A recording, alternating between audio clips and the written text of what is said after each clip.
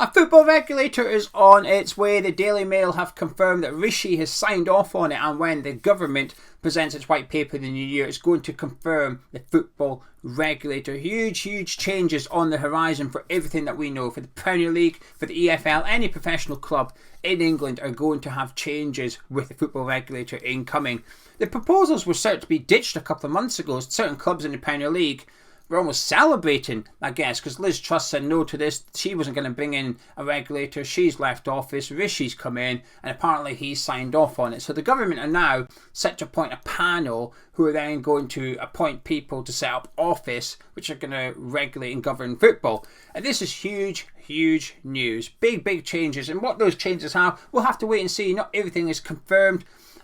I only understand part of it, and I tend to stay away from these topics, but I've had quite a lot of interest in it in the last few weeks. One reason in particular I'll get onto in a second, but the report confirms that the proposals are set to be law by 2024. So I imagine there's going to be a lot of happy people at this news, especially the EFL, and there's going to be quite a few unhappy people and unhappy owners as well, especially those trying to sell their club at the minute. Liverpool, Man United, maybe even West Ham as well. This could impact everything going forward in football.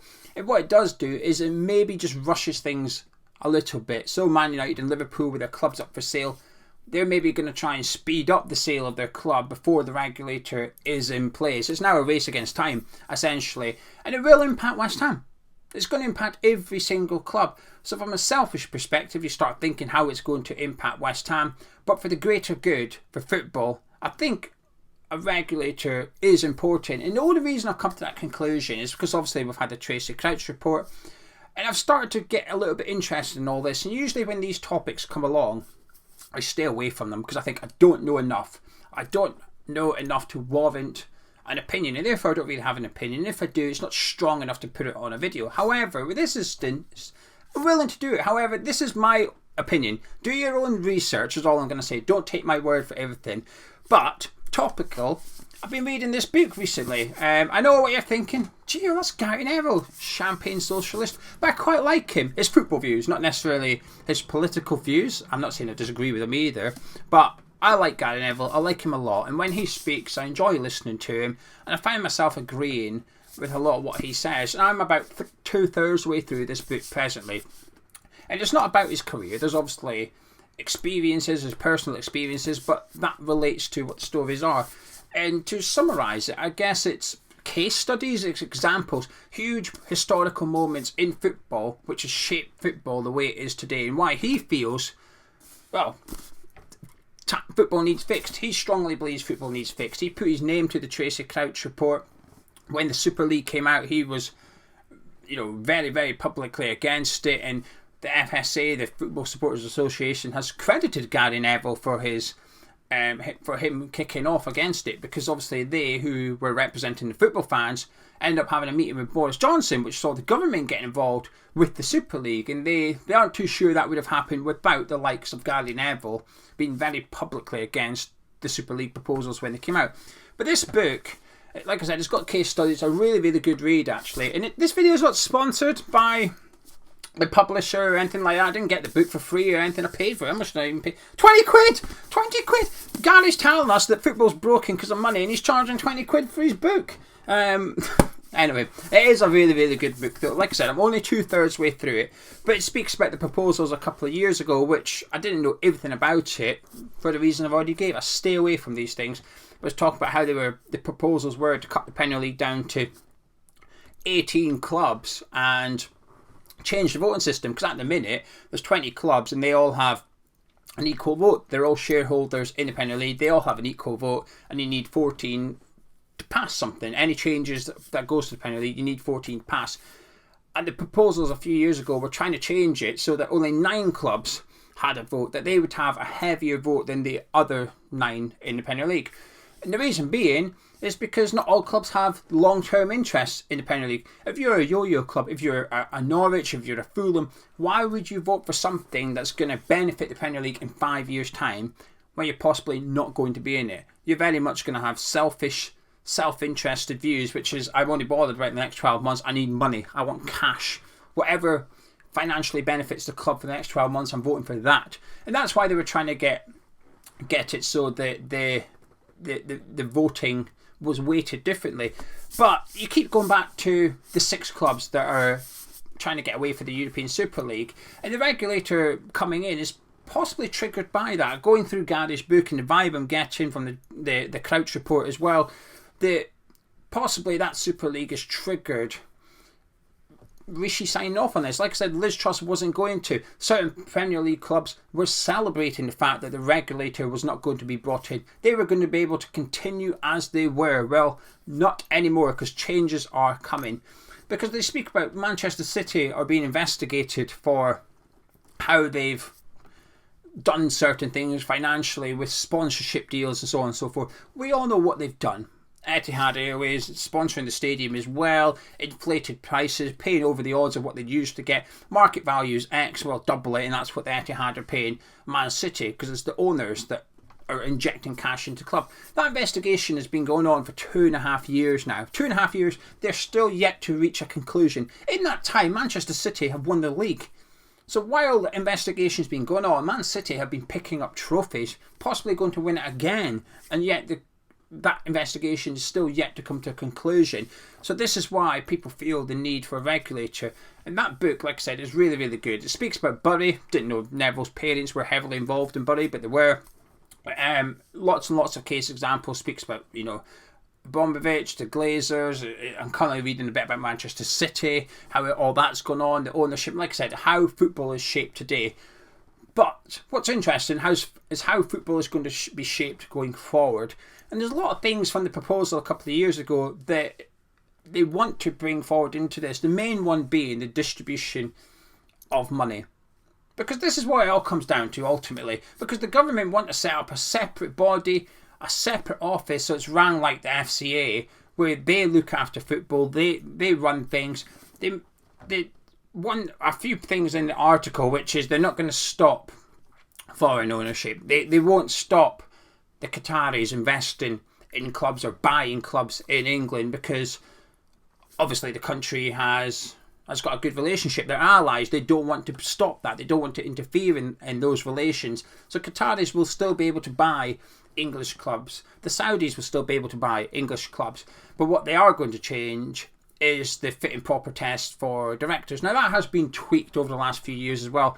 But like when I refer to that book and they speak about Bury and they speak about how the person bought it for £1 and couldn't afford any of the debts and kept leveraging the club against stuff as well. And it's shocking to read how that was even allowed in the first place. But this is what the regulator's coming in to do, to prevent this, to prevent improper owners taking charge. The person that bought Bury, I think I know his surname, but I don't want to say it in case I get it wrong. I know the person that had Bury when it went to the wall, and also the person that sold it to him. So I don't really want to say the wrong one in case I get it wrong, right? But the person that bought it for £1, he had been in charge of 20 companies before, which were all dissolved.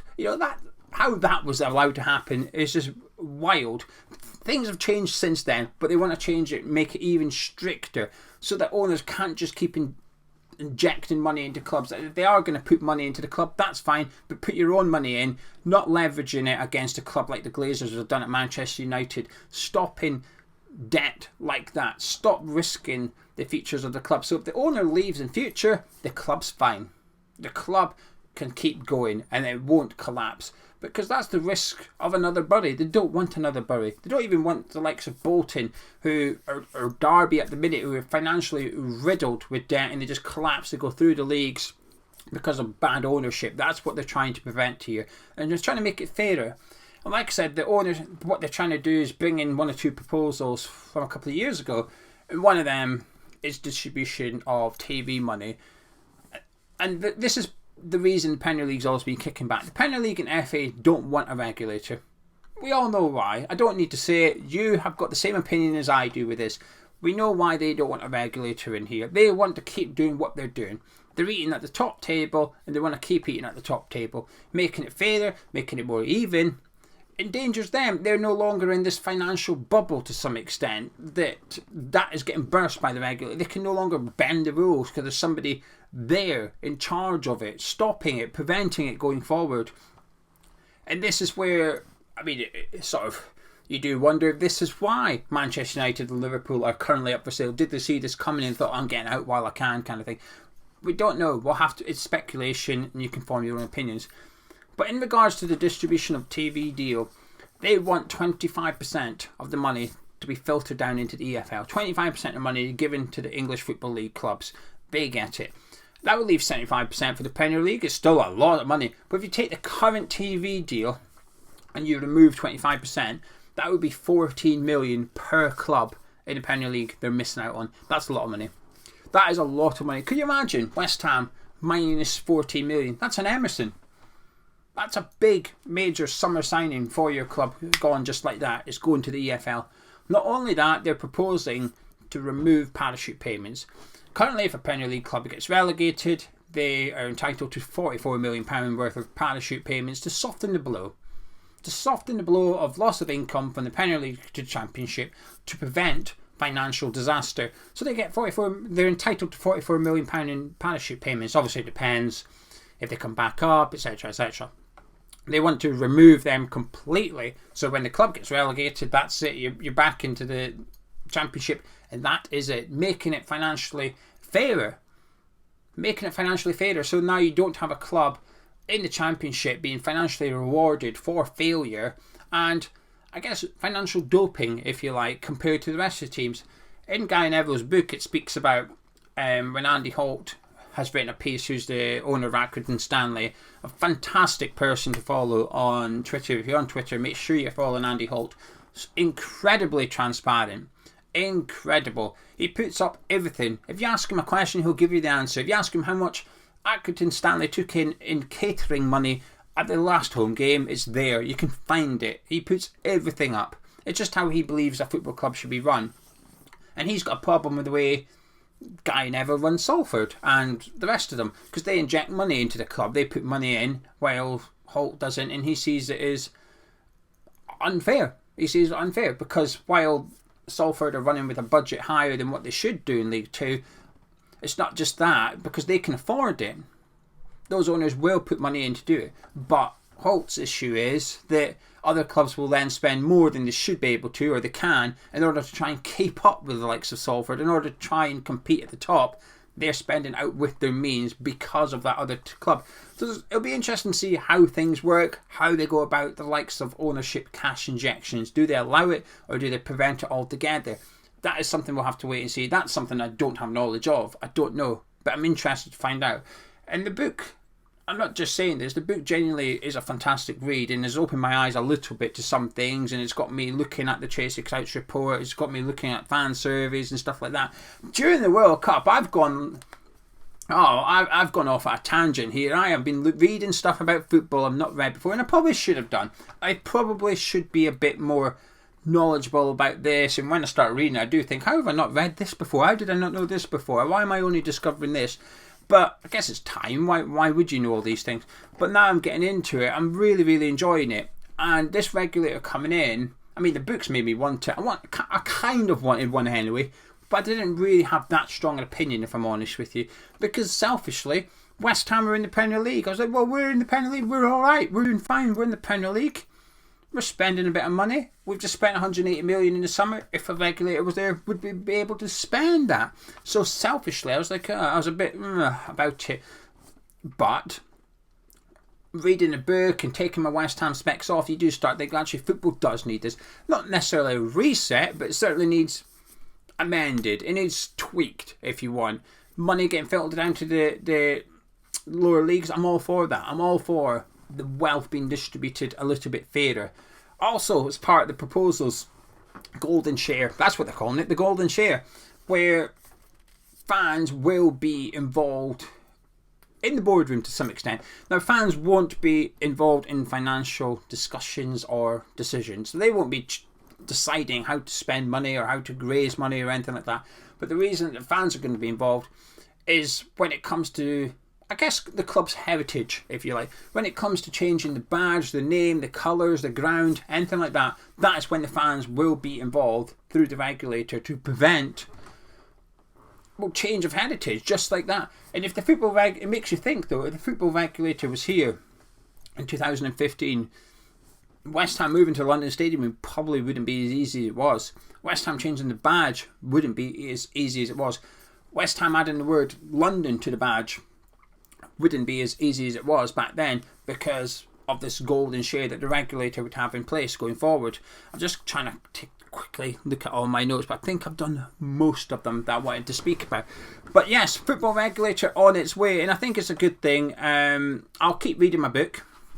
I've still got 2/3 to go. Sorry, I've got a third to go. I was going to read it all before doing this video, but topical and all that kind of thing, and I don't know when I'll get it finished. But yeah, Gary Neville book, highly recommended for myself. Regulator football, highly recommended from Gary Neville anyway. But let me know what you think in the comments below. But big news for football, and there's more to come on this. There's more. There's going to be more videos from myself and Gonzo regarding this, because it's going to change the landscape of football. And I think it's really going to upset the people at the top of the Premier League. Because when they last did their vote about redistributing TV money, the Premier League voted on it. 14 clubs voted no. 6 clubs, now we don't know who these are. I think you can take a guess at 6 of the clubs that voted no though. But 14 clubs voted no to redistributing the wealth of the Premier League down into the EFL. Now those clubs have obviously changed since then, but there'll be some clubs in the Premier League that are okay with this, because they were prepared. They were already prepared to give up 14 million a year of their money and give it to the EFL. But 14 of those clubs voted no for that.